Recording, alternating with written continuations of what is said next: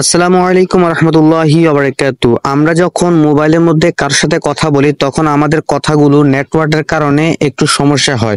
নেটওয়ার্কের কারণে আমরা কথাগুলো স্পষ্ট শুনতে পাই না, কথাগুলো কেটে কেটে আসে। মোবাইলের মধ্যে ছোট্ট একটা সেটিংস করলেই আজকে থেকে আপনার কথাগুলো আগের থেকে 100% ক্লিয়ার শোনা যাবে।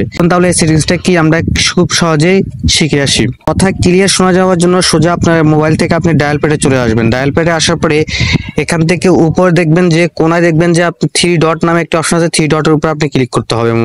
থ্রি ডটের উপরে ক্লিক করলাম, থ্রি ডটের উপরে ক্লিক করার পর এখান থেকে সেটিংসে চলে যাবেন। সেটিংসে আসার পরে এখানে লেখা আছে, দেখতে পাচ্ছেন অ্যাক্সেসিবিলিটি লেখা আছে, অ্যাক্সেসিবিলিটির উপরে ক্লিক করতে হবে। ক্লিক করলাম, ক্লিক করার পরে এখান থেকে একটা অপশন আছে টিটি ওয়াই মোড, এটার উপরে ক্লিক করবেন।